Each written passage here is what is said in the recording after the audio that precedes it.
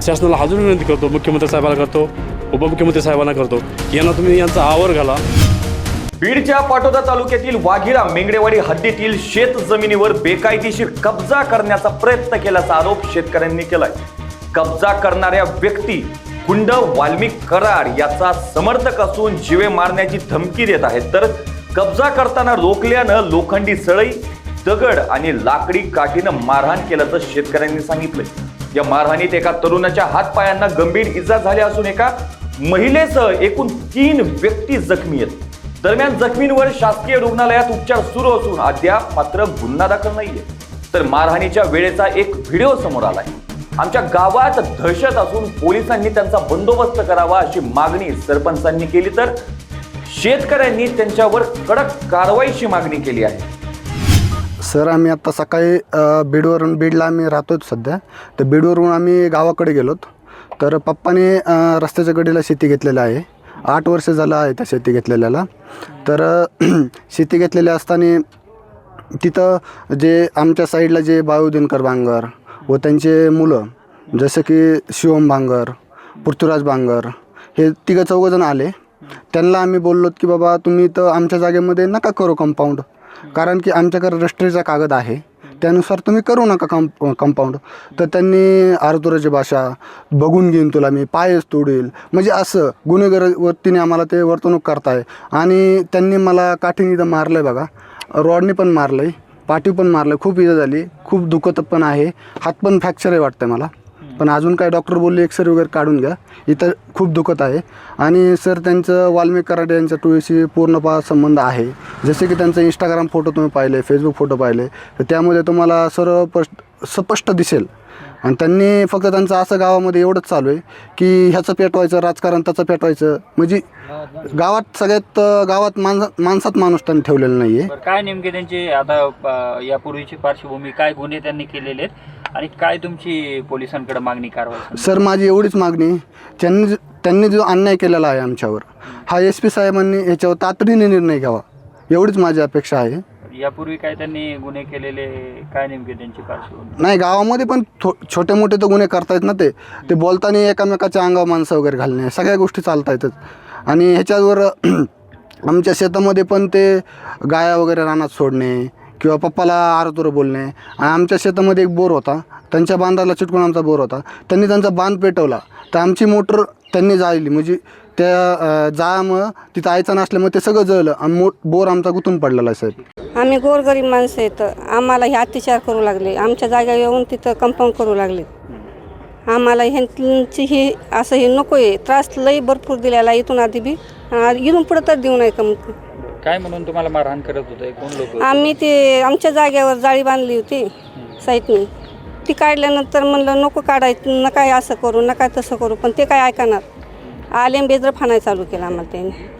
तुमच्या कोणावर मुलाचा पाय मोडलाय? एका मुलाचा हाताला लागलंय, पाय फ्रॅक्चर झालाय, हात असं हे झाल्यासारखं झालंय. काय त्यांची पार्श्वभूमी, कुठल्या टोळींशी असं? दादागिरी करू शकते, कुठं पण दादागिरी करू शकते, बोलताना सुद्धा दादागिरी करते. कुणाचे समर्थक आहेत ते, राजकीय किंवा गुंड लोकांसोबत? वाल्मिकांचे समर्थक आहेत ते. वाल्मिकांचे. मग काय तुम्हाला जीव मारायच्या धमक्या वगैरे? हो, आम्हाला म्हणले पाय तोडूत, मुंडके मावा मोडून टाकू, तिथे या तुम्ही बघा, आमचं कोणी काही वाकडं करू शकत नाही, असे त्यांचे हेडे होईल. बाळू दिनकर आणि त्याचे 2 मुलं, त्याच्या भावाचा 1 मुलगा, असे 4घांनी मारहाण केली.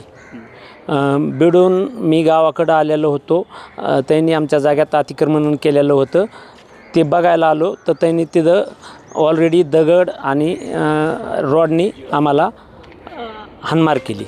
किती लोक होते ते समोरचे सगळे आणि काय म्हणून मारहाण करत होते? आमची जागा असून शेड कसं काय काढतं, आमचं कंपाऊंड केलेलं होतं त्यांनी. तुम्ही या संदर्भात काय प्रशासनाला तक्रारी केल्या होत्या? SP ऑफिसला 23 तारखेला आम्ही तक्रार केलेली होती, यांची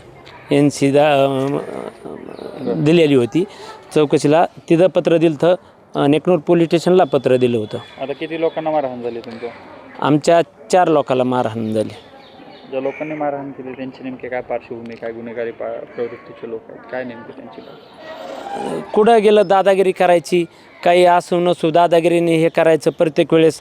जमलं तर जमलं, नाही जमलं तर बघायचं. दादागिरी प्रत्येक वेळेस करून बघतात ते. कुठल्या कामात असलं काही असलं दादागिरी करतात. खरं सांगायचं म्हणजे मी कृष्णा बांगर, सरपंच वाघिरा मेंगडेवाडी. ह्या घटना वारंवार घडत आहेत. ही पहिली वेळेस नाही. आजची घटना जी आहे, सकाळी हे सगळं घटना घडल्याच्यानंतर मला कळल्यावर मी तिथे गेलो तर ती व्हिडिओ आहे, त्याला प्रूफ म्हणून व्हिडिओ आहे आपल्याकडं. त्यामध्ये त्यांच्या हातामध्ये विळा, मोठ्या दगड आहे हातामध्ये आणि रॉड असतात, सळ्याचे तुकडे, त्याचे रॉड त्यांच्या हातामध्ये त्याचे व्हिडिओ आहेत मारतानाचे. आणि त्या मुलाला जे मारलं आहे तो यंग मुलगा आहे, त्याचा हात पाय त्याचा मोडला आहे पूर्णपणे, त्याला फ्रॅक्चर झाला आहे, त्याला मी एक्सरे करायला चालू तिकडं. दुसरी गोष्ट म्हणजे तिथं महिला आहे, तुम्ही इकडे या. या महिला आहेत, ह्या त्यांना त्यामध्ये विनंती करतात तुम्ही हे वाद करू नका, शांत व्हा म्हणून. त्यांना कसल्या घाण शिवाय दिल्या, त्यांना पण हाणमार केली, त्यांच्या वडिलाला हाणमार केली. हे फुलचंद बांगर म्हणून आहेत, यांना पण त्या ठिकाणी हाणमार केली. विषय ते कुठलेही असतील. आता 3-4 दिवसापूर्वी एका मुलाला चौकामध्ये त्यांनी हाणमार केली. विकास कामं कुठले चांगलं करताना सुद्धा खूप मोठ्या मोठे अडथळे करतात. कोणतंही चांगलं शाळेचं काम असू द्या, रस्त्याचे काम असू द्या, कुठलाही विकास कामाचं गावामध्ये करताना ते त्यांची दहशत चालू आहे.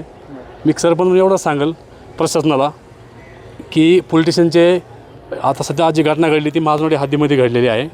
तिथले ते नेगपूर पोलीस स्टेशनचे पोलीस आहेत, त्यांनी यामध्ये सक्रिय पुढे येऊन त्यांनी ते योग्य ते ह्यांना न्याय द्यावा.